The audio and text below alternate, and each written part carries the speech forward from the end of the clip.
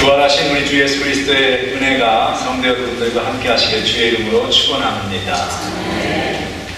지난 주일 부활주일 지나면서 이제 다음 몇 주는 계속 부활 절기를 우리가 지나가게 됩니다. 그래서 오늘은 부활에 관한 말씀을 함께 좀 더 나눠보기를 원합니다. 작년 수요 예배에 상당 기간을 통해서 제가 개혁신앙에 대한 강의를 했었습니다. 개혁신앙이라는 것은 쉽게 말하면 우리가 믿는 장로교 신앙을 개혁신앙이라고 합니다. 우리가 믿는 바가 무엇인가 하는 것들을 살펴보았습니다. 그 가운데에 우리 장로교에서 고백하는 신앙의 고백, 또 성경이 우리에게 분명하게 말해주고 있는 부활에 관한 부분, 이것을 다룬 적이 있습니다. 특별히 성도의 부활, 우리가 보통 이제 부활절에는 예수님의 부활에 대해서 많이 이야기하는데 How about us? How about me? 나의 부활 어떻게 되는 것인가 하는 그 부분을 그때 다루었습니다. 그러나 그 수요일날 이렇게 많은 분들이 아무래도 주일보다는 나오시지 못하고 또 뭐 1년 전에 들으셨어도 기억을 못하실 분들이 많고 또 기억을 하신다 하더라도 이것은 또다시 반복적으로 들으셔야만 하는 대단히 중요한 메시지이기 때문에 오늘 이 성도의 부활에 대해서 함께 말씀을 나누고자 합니다. 질문을 한번 해보죠. 한번 스스로 속으로 답을 해보시기 바랍니다. 성도의 부활은 언제 일어나는 것인가?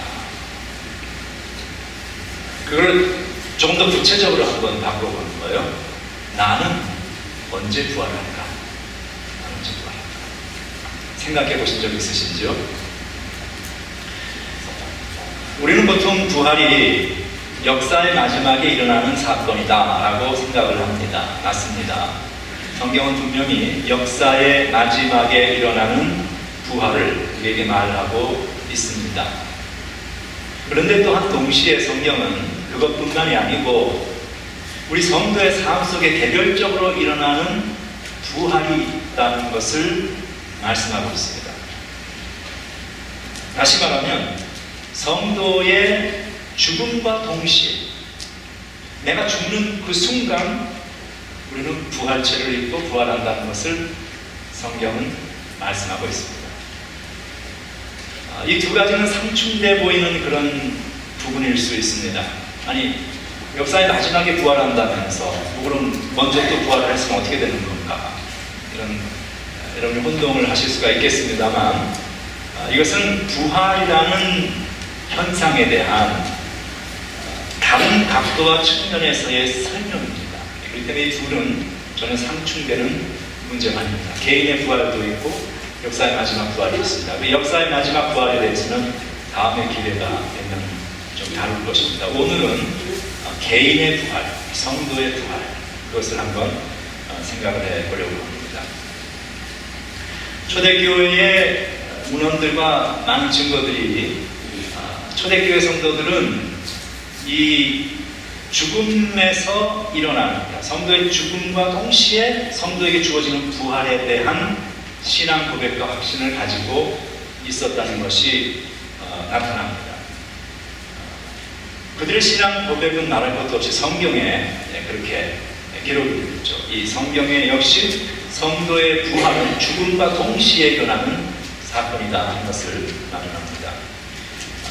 바로 오늘 우리가 읽은 고린도후서 5장 말씀이 그것을 이야기하고 있습니다. 오늘 우리가 그 부분을 좀 집중적으로 한번 살펴보려고 합니다.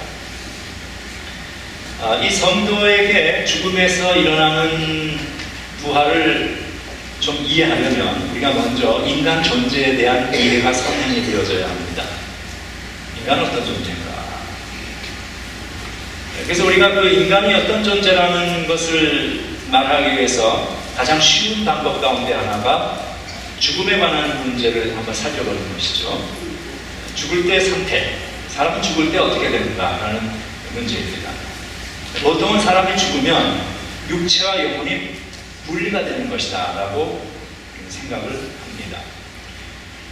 그리고 그렇게 생각하는 그 밑바탕에는 인간이라는 존재는 영혼이라는 이 요소가 있고 또 육체라는 요소가 있어서 이 별개의 두 요소가 한 사람 안에 이렇게 있다가 죽음이라는 현상이 오면 육체는 죽어서 흙으로 땅으로 가고 영혼은 살아서 그 죽음의 그 순간에 영혼은 하늘나라로 날아올라간다 라고 일반적으로 생각을 합니다. 그래서 우리 크리스찬들의 장례식에 가보면은 목사님들이 그런 기도를 하는 것을 종종 들어보셨을 거예요. 육은 죽어서 흙으로 가지만 영혼은 하나님의 품 안에 안식하기를 원합니다. 뭐 그런 기도를 하기도 하고 그런 말씀을 하기도 합니다. 그런데 우리가 오늘 분명하게 한 가지를 여러분이 확인하셔야 되는 것이 있습니다. 그것은 그러한 생각은 성경의 가르침과는 거리가 전혀 먼 일이라는 것입니다. 성경은 어디에서도 우리 인간이 영혼과 육체라는 개별적인 요소로 구성이 된 존재이고 죽음과 동시에 육신과 영혼이 분리되어서 육신은 죽지만 영혼은 살아서 천국을 간다는 개념과 그런 가르침을 보여주고 있는 것이 없습니다. 이것은 아마 우리들이 상당히 보편적으로 이해하고 있었던 문제이기 때문에 여러분들은 좀 혼동스러우실 수가 있을 거라고 생각을 합니다. 성경이 말하는 인간의 존재는 영혼과 육체를 분리할 수 없는 하나의 전인으로서의 whole being으로서의 존재입니다. 우리가 필요하다면 인간 존재, 인간이라는 내 안에 영혼도 있고 육체도 있다는 이 구분은 가능합니다. 구분은 가능하지만 이 영혼과 육체를 분리할 수는 없습니다. 인간은 분리할 수 없는 존재입니다. 하나님께서 인간을 처음부터 만드실 때에 인간은 영혼, 육이 그냥 하나가 되어서 어우러져 있는 그 자체로서의 인간, 그걸 만드신 것이지 이걸 이렇게 막 분리하고 구분해낼 수 있는 그런 존재가 아니라는 거예요. 내 속에 정신이 있고 내 속에 생각, 마음이 있고 영혼이 있고 나에게 육체가 있는데 어떤 게 참된 나입니까? 분리할 수 있습니까? 아닙니다. 정신과 영혼과 육체는 항상 같이 있는 것입니다. 이게 하나로 어우러져 있는 그런 존재. 그래서 죽음은 어떤 것인가 하면 죽음이라는 현상은 죽으면 육체는 넘어지고 영혼은 하늘로 올라가는 것이 아니고 죽음이라는 현상은 그 사람 자체가 그냥 죽는 거예요. 영혼, 육이 다 죽는 것입니다. 그냥 죽는 거예요. 부활이라는 것은 영혼, 육이 그냥 다 살아나는 거예요. 그 인간 자체가 하나가 그냥 살아나는 것이 그게 부활입니다. 그게 성경이 가르치고 있는 부활입니다. 그래서 우리가 많이 생각하듯이 사람이 죽으면 육체는 뭐 흙으로 돌아가고 또 영혼은 하늘로 올라간다라는 이런 생각은 성경에서는 찾아볼 수가 없는 그런 생각입니다. 그럼 왜 이런 생각을 많은 크리스천들이 하고 있는가 하면은 이것이 헬라의 니오플라토니즘, 그러니까 신플라톤주의라는 사상에서 발생된 것입니다. 이 신플라톤주의라는 것은 플라토라든지 아리스토텔이라든지 스토익 학파라든지 이런 것들이 막 생각들이 어우러져가지고 발전되는 것인데 그 중심을 흐르고 있는 가치의 가장 핵심 가치는 플라토의 다이코토미, 이원론입니다. 그래서 모든 것을 두 가지로 양분하는 것이죠. 플라토의 이원론. 특별히 이데아의 세계와 현상 세계. 여기 이 현상 세계가 있고 또 이데아의 세계가 있다. 이렇게 이제 이야기를 하는 것이죠. 그래서 그러한 방식의 이원론적인 사고에서는 이데아라는 세계가 있는데 그 이데아는 인간이 원래 사물에 존재하는 모든 것의 근원이 이데아라는 거예요. 거긴 실체이고 지금 우리가 살고 있는 이 세상, 인간이 육체를 포함한 모든 것은 그림자라는 것이죠. 이건 가짜예요. 진짜는 저 이데아 저 세상에 있는데 인간이 그 이데아라는 세상에서 온 존재인데 이 땅을 올 때에 뭘 건너서 오냐면 그 이데아라는 세계와 이 현상 세계에서 이 뮨덴 월드, 이 세상이죠. 그 세계를 이렇게 가로지르고 있는 경계선이 있는데 그 경계선이 뭐냐면 그리스 미톨로지 신화에서 나오는 레테라는 단어입니다. 레테라는 말에서 little 레트, 뭐 살상무기 그래서 little 레트 이렇게 얘기하죠. 죽음이라는 얘기예요. 죽음의 강을 건너는 거예요. 그래서 사람이 죽으면 망자가 죽음의 강을 건너서 그 물을 마시면서 이제 이데아의 세계로 들어가는데 그러면서 이제 기억을 이 땅과의 모든 걸 끊고 반대로 인간이 올 때에도 이 레테의 강을 건너서 오면서 이데아에서의 모든 기억을 상실해서 한다는 거예요. 이 땅에 와서. 그래서 이 사람들이 가지고 있는 이 생각은 그런 형이상학적인 영역에 속하는 정신적인 영역에 속하는 것들은 고상하고 아주 존귀하고 위대하고 뛰어난 것이에요. 그런데 이 현상세계, 이 물질세계에 존재하는 그런 피지컬한 그것들은 아주 천하고 열등한 겁니다. 메타피지컬한 것은 대단히 고상하고 이건 아주 열등하다. 그렇기 때문에 살아있다는 현상은 고상하고 순수한 인간의 영혼이 이데아에 있는 영혼이 레드의 강을 건너서 이 현상 세계를 와서 육체라는 더러운 감옥에 갇혀있는 상황이에요. 지금 살아있다는 것은. 죽음이라는 것은 그 죽음의 시간을 통해서 이 더러운 육체로부터 고상하고 아주 진실된 실체인 그런 세상으로 영혼이 육체에서 육체 감옥에서 분리가 자유가 되어서 자유함을 얻어서 날아가서 해방하는 사건. 그래서 그 니오플라토니즘에 가지고 있었던 이런 육체와 영혼을 분리하는 플라톤주의, 헬라 사상. 성경이 아니라 헬라 사상, 헬라 철학입니다. 그 철학이 기독교 안에 아주 깊숙이 들어와서 마치 그것이 성서의 이야기인 것처럼 자리가 잡혀버립니다. 어떻게 그럴 수가 있는가? 우리도 그런 거 많죠. 사실은 제가 지금 일일이 그 예를 다 나열할 수 없지만 우리 한국 기독교인들 속에는 아주 무속적인 신앙의 바탕이 심성이 참 많이 있습니다. 옛날에 그 무속 종교, 토속 종교, 샤머니즘 거기에서 가지고 있었던 그런 그 신성과 바탕이 기독교 안에 그대로 들어와서 그게 성경적인 것처럼 이해되어지는 그런 부분들이 있어요. 제가 오늘 시간이 없어서 얘기를 안 하겠습니다. 또 유교적인 것도 많습니다. 기독교 안에 유교적인 것들이 많이 들어와 있습니다. 우리가 예수의 제자인지 공자의 제자인지를 구분할 수 없을 만큼 우리 한국 1세대 교인들은 유교적인 심성이 깊이 우리들 속에 뿌리박혀 있는 것이죠. 그런 것처럼 서양에서 온 이 크리스티애니티, 이 기독교가 이제 서양 유럽 중세 역사를 통해 가지고 건너왔단 말이에요. 그러니까 이제 그 서양의 중세 기독교 역사의 신학의 뿌리가 되어지고 있는 것이 타마스 아퀴나스라는 사람입니다. 그 사람이 이제 그 캐톨릭 신학의 아주 대부이죠.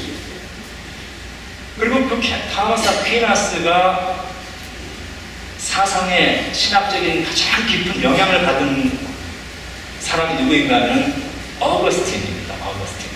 근데 이 어거스틴이 어떤 사상을 의한 신학적 생각을 가지고 있었는가 하면 바로 이 니오플라토니즘에 근거한 생각을 가지고 있었습니다.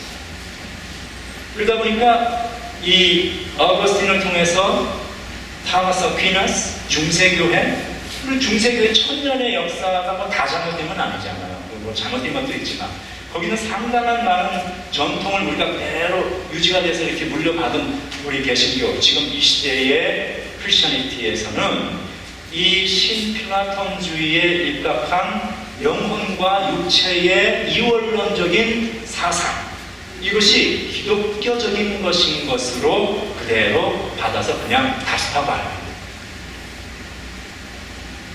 그러나 성경에는 그것이 없습니다. 성경에 그것이 나타나지 않습니다. 인간이 말하는, 성경이 말하는 인간이라는 존재는 그렇게 영혼과 육신을 이분법적으로 분리할 수 있는 존재가 아닙니다. 그냥 인간은 몸과 영혼 그것이 그냥 all together, 그냥 하나야. 그대로 하나. You cannot separate them. 하나. 그래서 인간이 죽는다는 말은 그냥 영혼, 몸이 하나로 되는 인간 그 자체가 그냥 죽는 것이지, 몸만 죽고 영혼은 살고 이런 건 성경에 없습니다. 근데 이제 성경에 보면 여러분 지금 답답하실 거예요, 그렇죠? 예배 시간이니까 뭐 말은 못하겠는데, 저거 아닌데, 성경에 그런 거 많은데, 그런 생각이 드실 수 있습니다. 좀 참으시기 바랍니다. 성경의 어떤 부분들을 보면 인간의 몸을 영과 혼과 육으로 인간 존재를 나눈 것 같은 표현들이 있어요. 그리스도 예수께서 강림하실 때 너의 혼과 영과 몸이 흐름 없이 보존되기를 원하노라. 그런 게 있잖아요. 또 어떤 경우에는 영혼을 하나로 말하고 몸을 하나로 말해서 이분법인가 영혼 육의 삼분법인가 이것이 또 싸워요. 이것은 성경이 말하고 있는 인간관을 다르게 이해하지 못한 데서 나오는 그런 소식입니다. 성경에서 어떤 부분을 몸으로 표현하기도 하고 어떤 부분에서는 또 영으로 표현하기도 하고 혼으로 표현하기도 하고 마음으로 표현하기도 하고 영혼이라고 표현하고 다양한 표현이 나옵니다. 그러나 그것은 인간이라는 존재 자체를 분리해서 영혼 따로 몸 따로를 말하고자 하는 것이 아니고 그냥 그 인간이라는 존재 자체를 지칭하는 다양한 방식의 대명사일 뿐이에요. 그래서 앞으로 성경을 이렇게 쭉 읽어나가실 때 영이라는 표현이 나오면 몸과 분리되어 있는 어떤 다른 하나의 존재 요소로서의 영이라고 생각하지 말고 그냥 이게 사람을 이야기하는 것이구나 라고 이해를 하시면 됩니다.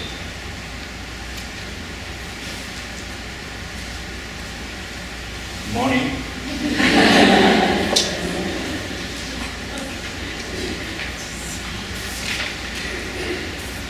그 성경에 보면 이제 죽은 자의 영혼에 대한 언급도 나옵니다. 그럼 죽은 자가 육체는 죽고 영혼만 살아 있다는 이야기 아니냐라고 생각할 수 있는데 그게 아니고 그냥 죽음 이후에 지속되는 인간의 여호와의 증인 같은 데서는 죽음으로써 인간 존재 자체가 멸절돼서 없어진다. 성경 그렇게 이야기해요. 죽음 이후에 인간은 이 땅에서의 삶 이후의 생이 존재합니다. 성경 그렇게 이야기합니다. 근데 그때 그 존재하는 그 모습이 영혼만 가진 육체 없는 영혼만의 존재로 존재하는 게 아니에요. 그냥 그 인간 자체로 존재하는 거예요. 그래서 그 표현으로서 지속되는 인간 생명, 인간 자체를 표현하기 위해서 그렇게 표현을 하는 것이지 헬라 철학에서 말하고 있는 인간의 반쪽짜리 요소로서의 영혼을 지칭하고 있는 것이 아니라는 것이죠. 인간 죽으면은 몸은 죽고 영혼만 훌훌 어디 떠돌아다니면서 싱싱한 인간에 나타나는 귀신 되고 그렇게 아니라는 것이죠. 그런 거 없습니다. 자, 이 문제는 왜 제가 이것을 이렇게 길게 이야기하는가 하면 이것이 우리가 부활을 이해하는 데 있어서 특별히 우리 인간 부활, 성도의 부활을 이해하는 데 있어서 대단히 중요한 요소이기 때문에 이것에 대한 이해가 선행이 되어야 그 다음에 우리 인간 성도의 부활, 나의 부활, 나의 가족의 부활 이해가 됩니다.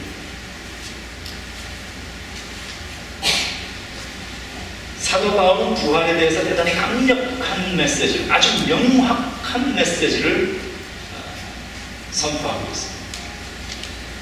고린도전서 15장 전체를 할애해서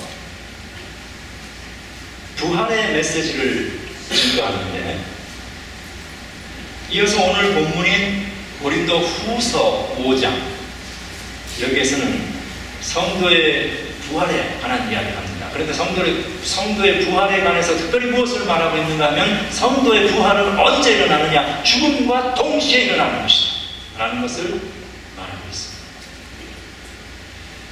오늘 이 하나님 말씀을, 성경 구절을 하나하나 풀어가면서 좀 말씀을 보아 나가겠습니다. 1절 말씀 보면 이렇게 되어 있습니다. 만일 땅에 있는 우리의 장막집이 무너지며, 이런 표현이 나오죠. 땅에 있는 우리의 장막집이 무너집니다. 자, 이것은 우리의 죽음을 의미하는 표현입니다. 땅에 있는 장막집이. 그러니까 땅에 있는 장막집이라는 것은 육체죠. 이 땅에 지금 내가 가지고 있는 나의 육체, This is earthly body. 땅에 있는 장막집입니다. 제가 앞에 스크린에 써놨습니다만, NLT라는 그 영어 번역본에는 성경입니다. 성경이 이게 이제 최근에 나온 성경인데, 이렇게 의역을 해서 많이 풀어놓은 것이지만, 성경 원전이 말하고 있는 그 의미를 현대인들이 이해하기 쉽도록 써놓은 영어입니다. 상당히 정확성 있는 좋은 버전입니다. 이 NLT라는 성경은 이 부분을 이렇게 이야기합니다. When this earthly tent, 땅에 있는 장막집이죠, will live and is taken down, 땅에 있는 장막집이 무너지며, 그러니까 괄호를 열고 거기에 대한 설명을 달아놨어요. 이 성경은 사람들이 이걸 이해를 못하니까 뭐라고 되어 있냐면, that is when we die, leave this earthly body. 그러니까 땅에 있는 장막집이 무너진다는 이야기는 우리가 죽음과 함께 이 땅에서의 육신을 떠나게 되는 때다. 자, 그럼 땅에 있는 장막집이라는 것을 염두에 두신 후에 그 다음 밑에 보면은 하늘에 있는 영원한 집이 우리에게 주어진다는 말씀입니다. 하늘에 있는 영원한 집. 땅에 있는 장막집이 무너지고 하늘에 있는 영원한 집이 주어진다. 지금 두 가지가 대비가 되고 있습니다. 동등한 상황에서 대비가 되고 있습니다. 하나가 다른 하나로 리플레이스가 되고 있는 모습을 보여주죠. 자, 그럼 여기서 이 하늘에 있는 영원한 집은 무엇일까? 우리가 그냥 그 글 자체만, 그 한국말로 글 자체만 보면, 이거는 이게 이런 말이구나. 내가 죽으면, 이 땅에 죽으면 천국 간다는 이야기구나. 이렇게 우리가 이해할 수가 있어요. 그렇죠? 보통 그렇게 이해를 합니다. 그러나 이것은 하늘에 있는 어떤 막연한 천국의 거처를 말하는 것이 아닙니다. 땅에 있는 집이라고 표현한 그것이 이 땅의 거처를 말하는 것이 아니고, 이 세상을 말하는 것이 아니고, 나의 이 땅의 육체를 말하는 것처럼 하늘에 있는 영원한 집, 그것도 하늘의 천국에 있는 집을 말하는 것이 아니고, 이 땅에 있는 장막집과 대조되어지는 카운터파트를 말하고 있습니다. 그러니까 뭐겠습니까? 땅에 있는 장막집은 지금 가지고 있는 육신을 말하는 것이고, 하늘에 있는 집은 내가 죽음과 함께 이 땅의 장막이 무너질 때 그 순간에 하나님께서 나에게 replacing this earthly body, 이걸 교체해 주시는 다른 하나의 몸이라는 것이요, 하나님께서 지으신 집이다, 이렇게 말하고 있어요. 손으로 지은 것이 아니요, 인간의 태생에 의한 것이 아니라 하늘에 있는 영원한 집, 신령한 집, 무엇입니까? 부활체를 말하는 것입니다. 부활의 육신. 이 표현은 죽음과 동시에 성도에게 주어지는 영광스러운 부활의 육체, 부활체를 의미하는 표현입니다. 역시 NLT라는 성경에는 이 부분을 이렇게 써놓고 있습니다. We will have a house in heaven 그러니까 거기다 옆에다 표를 달았죠. An earthly body. 몸이라는 거예요. An earthly body made for us by God. 하나님께서 만들어주신 하늘의 육신이라는 것이, 이 땅의 육신, 하늘의 육신, 두 가지가 지금 대비가 되어 있습니다. 그래서 땅에 있는 우리의 장막질이 무너지면 하늘에 있는 부활의 육체가 우리에게 주어진다라는 말씀을 합니다. 땅에 있는 장막집이 육체를 의미하는데 하늘에 있는 집은 육체가 아닌 뭐 그냥 천국이라는 그걸 이야기한다면 이 지금 양자 사이의 대비 관계가 무너져 버립니다. 바울이라는 사람은 굉장히 논리적인 사람입니다. 그리고 수사학적으로 표현력에 있어서 아주 치밀하고 세밀한 표현을 하는 사람입니다. 그러니까 이 사람이 앞에서는 육체 얘기하다가 뒤에서 갑자기 천국 얘기, 이게 아니라는 것이죠. 이 두 가지를 동등하게 비교, 대비하면서 땅에 있는 육체가 무너지면 하늘에 있는 육체를 주신다. 좀 이야기를 하는 것입니다. 그래서 이 양자 사이의 대비라는 상식적인 그런 이해를 해석을 따를 때에 땅에 있는 장막집이 이 땅에서의 육체를 의미한다면 하늘에 있는 영원한 집은 하늘에서 주어지는 육체, 그것을 의미하는 것으로 보는 것이 지극히 당연한 것이죠. 자, 이것이 하늘에 있는 영원한 집이라는 것이 천국이라는 어떤 처소를 말하는 게 아니고 하나님이 죽음과 동시에 성도에게 주시는 부활체 육신이라는 사실이 그 다음 2절에 가면 조금 더 명확하게 나타납니다. 하늘로부터 오는 우리 처소로 덧입기를 간절히 사모한다. 처소로 덧입기를, 하늘로부터 오는 처소, 좀 아까 나왔었죠. 하늘에 있는 집, 하늘에 있는 집으로 내가 덧입기 원한다, 이렇게 지금 표현하죠. 근데 여기서 이 덧입는다라는 표현을 주목할 필요가 있습니다. 왜냐하면 이것은 바울에게 있어서 독특하고 중요한 표현 방식입니다. 바울에게 있어서 이 덧입는다는 표현을 항상 부활체를 입는 전형적인 표현으로 사용이 되어지고 있습니다. 부활체를 우리가 받게 될 때에 바울은 그것을 덧입는다라는 표현을 사용합니다. 그러니까 이 덧입는다라는 말은 옷을 입듯이 우리의 영혼이 육체를 입는 것을 말하는 거예요. 그래서 역시 NLP라는 성경에 보면 We long to put on our heavenly bodies like new clothing. 새 옷을 입듯이 하늘의 육체를 우리가 입기를 소망한다. 이렇게 되는 것이죠. 고린도전서 15장은 부활에 관한 것을 쫙 바울이 선포하고 있는 그런 가장 유명한 부활장입니다. 그 고린도전서 15장 53절을 보면 바울이 이 입는다, 덧입는다라는 말을 어떻게 사용하고 있는가 하는 것이 나옵니다.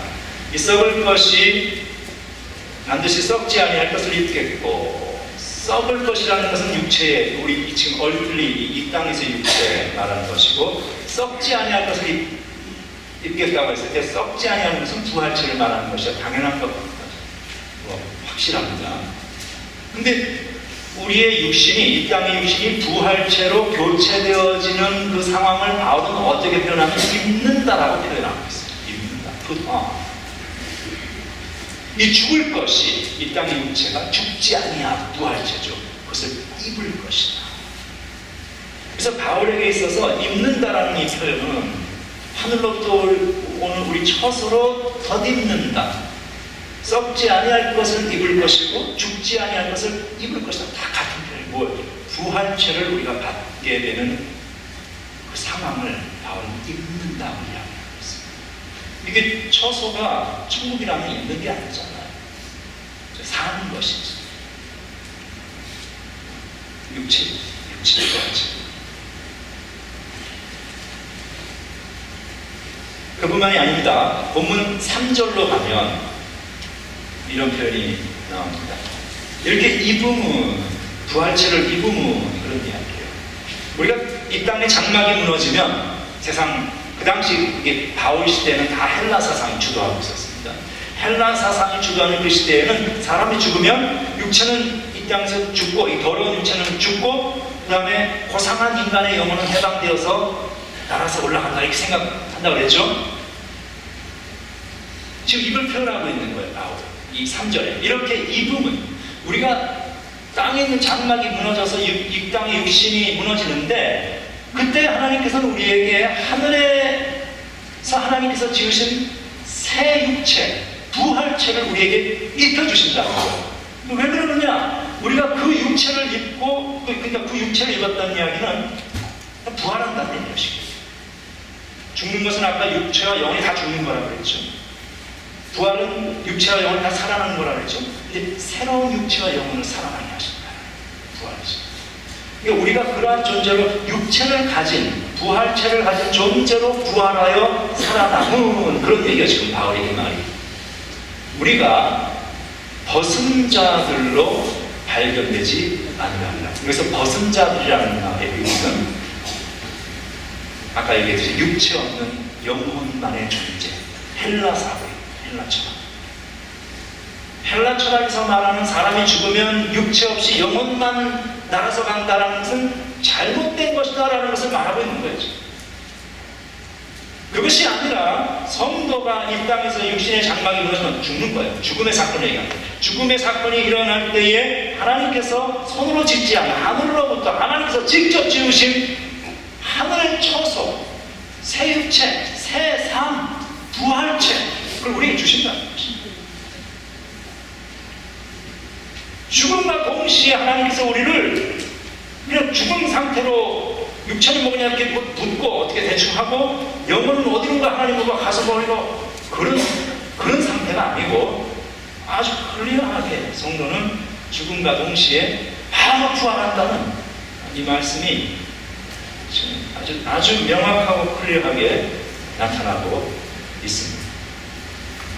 4절에 가면 이것이 재차 강조가 되고 있습니다. 벗고자 함이 아니요, 벗는다는 얘기는 영혼과 육체가 분리된 존재를 말하는 거라고 했죠. 그런 건 없다는 거예요. 그 사람들의 소망은, 헬라 사람들의 소망은 이 육체의 더러운 감옥을 벗어나서 영혼이 자유함을 얻어서 진정한 이데아의 세계로 가는 것이 그들의 원함이었습니다. 그게 구원이에요. 그런데 우리식으로 표현을 이야기하죠. 근데 그런 게 아니라는 것이죠. 우리는 그렇게 벌거벗은 자가, 벌거벗은다는 이야기를 하면서 영혼만, 육체 없는 그런 존재가 되는 것이 아니라 오히려 우리는 덧입고자, 우리는 육체를 입고자 합니다. 그런 표현입니다. 그 다음에 나오는 표현이거든요. 죽을 것이 생명에 삼킨 바 되게 하려 함이라. 생명에 삼킨 바 되려 함이라. 이 표현은 고린도전서 15장 54절에 썩을 것이 썩지 아니함을 입고 이 죽을 것이 죽지 아니함을 입을 때는 사망을 삼키고 이기리라는 표현이 그대로 함께 사용이 되어지고 있는 내용입니다. 그러니까 부활체가 썩을 것이 썩지 아니함을 입고, 우리가 부활체를 입고 성도가 부활하고 그런 얘기예요. 죽을 것이 죽지 아니함을 입을 때, 부활체를 입고 부활했을 때 그런 얘기죠. 그 부활에 관한 이야기, 부활체를 입는 이야기, 거기에 사용되어지는 유사 용어를 사망을 삼키고 이긴다는 표현이 고린도전서 15장에 나옵니다. 죽을 것이 생명에 삼킨 바 되었습니다.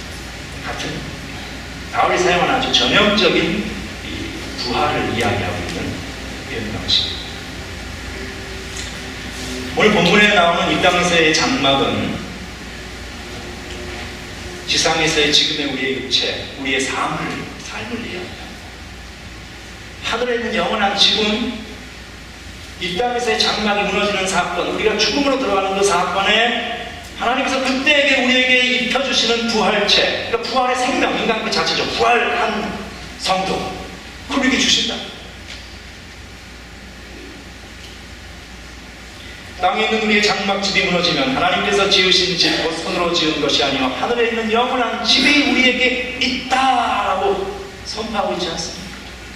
벌거벗은 자로, 죽음과 동시에 벌거벗은 자가 되어서 영혼만 날아다니는 존재가 아니라고 이야기하고 있지 않습니까?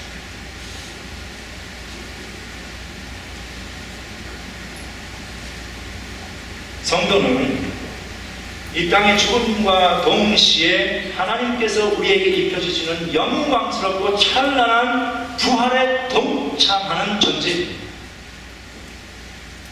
아멘이 안 나옵니다. 왜? 난 죽어서 영원히 올라가고 이 다음에 몇십 년, 몇만 년 후에 예수님 언제 오실지 모르지만 그때 아마 나는 부활할 거야 라는 생각이 우리들 속에는 지금도 꽉 차 있기 때문에 여러분, 오늘 이 성경 말씀을 자세히 집어가서 다시 읽고 또 묵상하시기 바랍니다. 성경은 우리에게 분명히 이 땅에서의 생명과 부활의 생명을 비교 대조하면서 이 땅의 장막이 무너지면 하나님께서 주시는 하늘에 있는 영원한 집으로 우리의 생명을 교체해 주실 것이다 라는 것을 말씀하고 있습니다. 초대교회의 여러 문헌들은 초대교회 성도들이 이 죽음에서의 부활을 믿고 있었다는 것을 증명하는 문헌들이 많이 있습니다. 사도들과 성도들이 죽음과 순교를 두려워하지 않고 담대했던 이유에 대해서 한번 생각을 해보셨나요, 여러분? 어떻게 그들이 이렇게 담대할 수 있었습니까? 이 부활이 있기는 있을 텐데, 우리 현대인들의 부활이 있는 것 같기는 해요. 있긴 있을 텐데 지금은 아니고, 지금 죽으면 그냥 나는 죽어서 흙으로 가고 영혼은 어딘가로 갈 것이고, 그 다음에 이 다음에 먼 훗날 예수님 오실 때 아마 그때 나도 부활해서 같이 올 거라고 우리는 생각을 하니까 부활이라는 개념이 우리에게 다가오지가 않습니다. 부활은 아주 먼 이야기이고 아주 요원한 이야기, 추상적인 이야기, 사전적인 이야기가 되어 있습니다. 그런데 어떻게 그 사도들도 아닌 일반 수많은 성도들이 로마의 그 원형 경기장에서 사나운 맹수들의 밥이 되어가는데 두려움 없이 태연함과 의연함과 담대함으로 자신의 아이가 사자에게 먹혀가는 것을 눈앞에 보면서도 찬송을 부르면서 갈 수 있어요. 정신이 돌아서는 거 아닙니다. 지금 죽는 이 순간이 이 죽음으로 끝이 아니라 하나님께서 이 죽음의 이 순간에 우리에게 영광스럽고 찬란한 부활의 생명을 주신다는 사실, 이거 확신했기 때문이에요. 여러분, 나에게 지금 나에게 죽음이 와도 내가 이 순간 주님께서 주시는 하늘로부터 오는 생명 부활체를 입고 부활할 수 있다는 이 확신이 있다면 우리는 이 세상에 죽음이 두렵지 않습니다. 이것이 바로 사도들이, 이것이 초대교회 성도들이 가졌던 부활의 신앙이에요. 그 부활의 신앙이 중세교회로 오면서 다 훼손되어 버렸습니다. 우리는 그 초대교회로 돌아가고 오늘 성경이 우리에게 말하고 있는 하나님의 말씀으로 돌아가서 그 부활의 그리스도의 생생한 그 부활의 현장, 그 부활의 신앙, 이걸 회복하고 이것을 우리의 것으로 소유할 필요가 있다는 것입니다.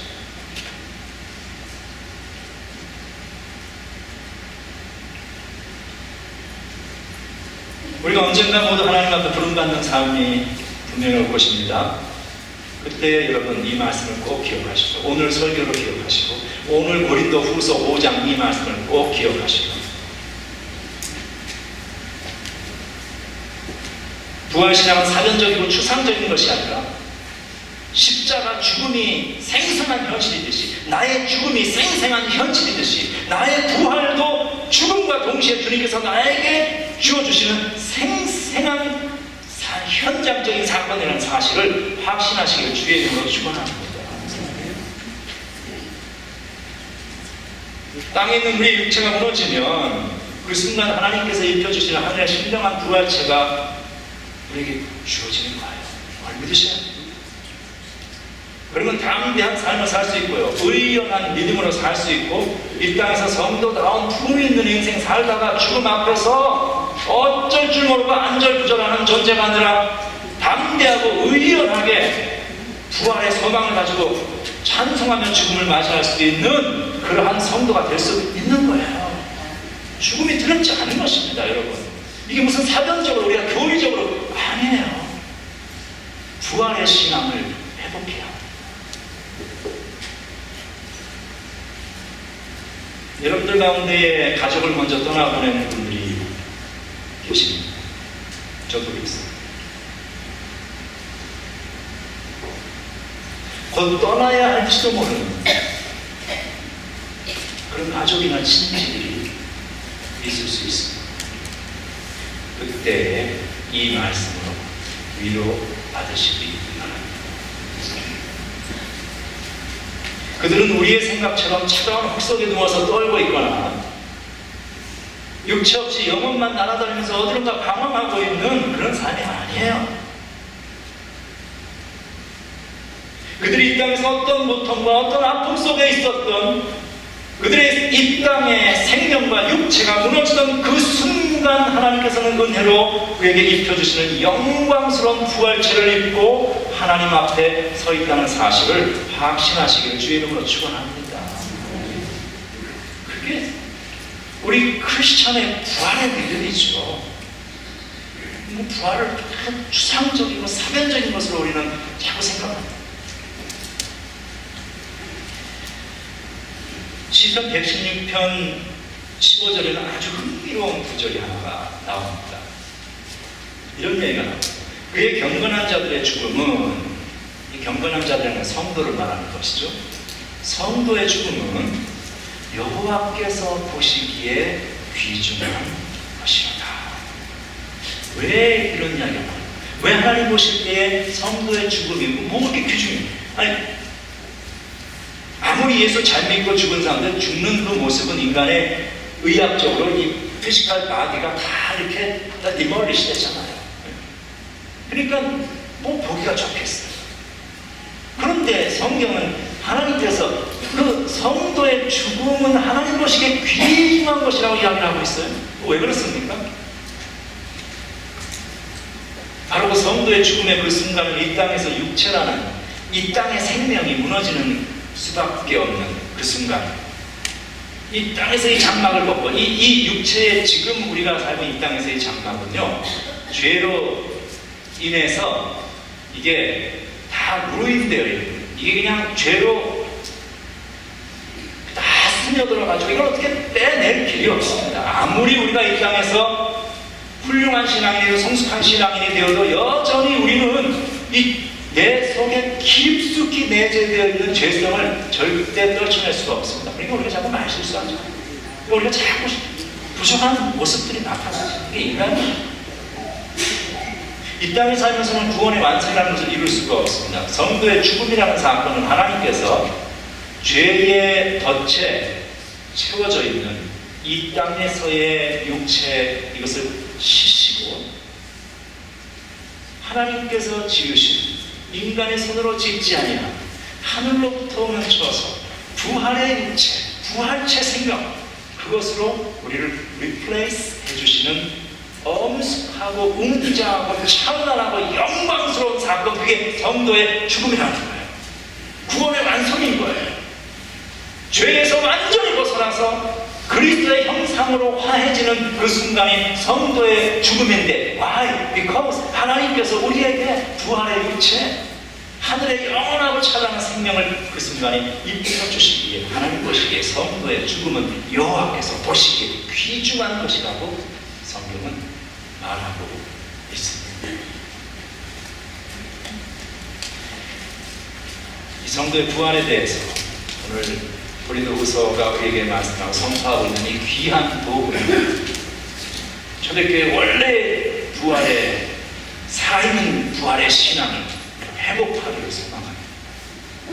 사변적인 부활 신앙이 아니라 나의 죽음과 동시에 하나님께서 나에게 부활의 생명을 입혀주신다는 믿음의 확신 가지고 이 땅 사셔서 모두가 살아가는 동안 의연한 크리스천의 삶을 살고 담대한 믿음으로 살다가 주님 부르실 때에 의연하고 소망에 찬 그런 모습으로 부활체를 덧입고 하나님의 영광에 참여할 수 있는 축복된 성도들 되시길 주의 이름으로 축원합니다. 기도하겠습니다. 하나님 감사합니다. 오늘 이 부활의 생명에 대하여서 하나님 말씀을 나누게 하시길 감사합니다. 하나님의 성령께서 이 자리에 앉아있는 모든 성도들에게 성령의 감동, 원래 성경을 기록하신 성령께서 오늘 들려진 이 말씀을 통하여서 그 하나님의 말씀이 이해되게 하시고 믿어지게 하시고, 그래서 그 부활의 생명이 나의 생명이 되어지는 부활의 삶을 살아가는 모두가 될 수 있도록 은혜를 베풀어 주시옵소서. 예수님의 이름으로 기도합니다.